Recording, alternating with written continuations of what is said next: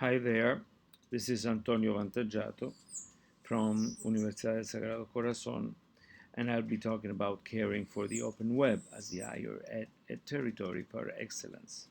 My university is in lockdown mode now in San Juan, Puerto Rico, as you can see. So the web, the free open web, public domain web that we all know, the web has compelled us to rethink learning and education, and perhaps can be well considered a fundamental pedagogic environment today. I studied for some time the myths of teaching, learning, and technology throughout the popular media, and I found many of such myths, and I would like to report a little bit about them. One is the teaching as content delivery myth, content which is produced, packaged, distributed, and delivered in order for learning to happen in the classroom, because in fact instruction does get delivered without any agency on the part of students, namely those who study. From 2010, the New York Times reported that students sit through lectures while distant students watch online. So that was probably the most quoteful sentence in literature, and also the most passive in education literature. Another of the mythologies about teaching machines, the machines that would supposedly condense and distill all human knowledge in a format such that it can then be instilled within students' mind. That myth is not over yet. As you can see, this is a clip from a couple of years ago. Is still very well fixed in our mind background. Another myth is the linear myth. Knowledge is not linear, so why do we insist in representing and deliver, quote unquote, it like this? As you see, the LMS mythology is another one that is very strong. In that mythology, as Audrey Waters insists, there is a walled garden where instructors are at the center, the content is at the center, but certainly not the learner. So the web, the original web, does not work this way.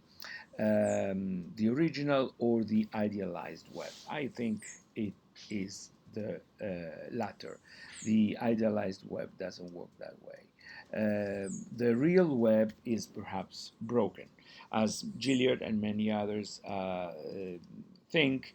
The web is a web of platforms, of clickbait, of filter bubbles, and that is the web most students know if they actually end up using that web and not the filtered out app based internet that is available through their phones.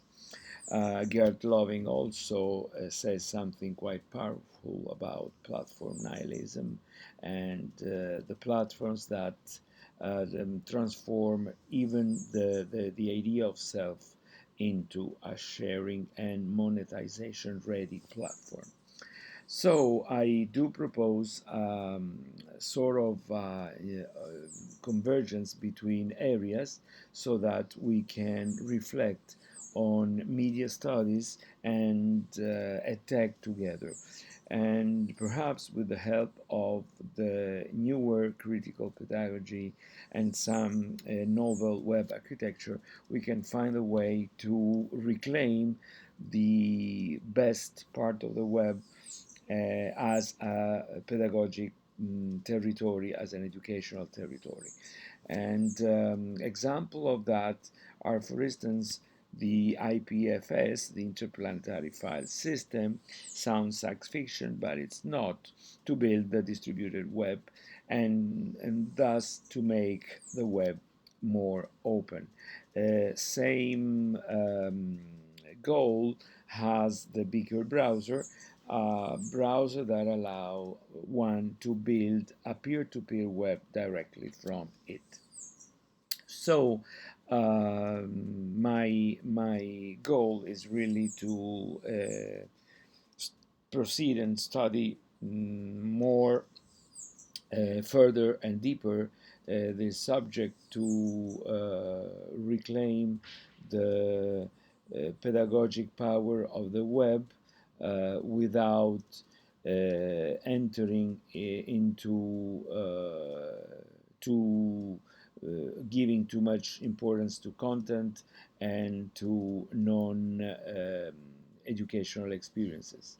That is the center of education, experiences in through interaction. So I do thank you for watching this, and I'm available for questions through the Twitter and my blog and my email. Again, thank you very much. Goodbye.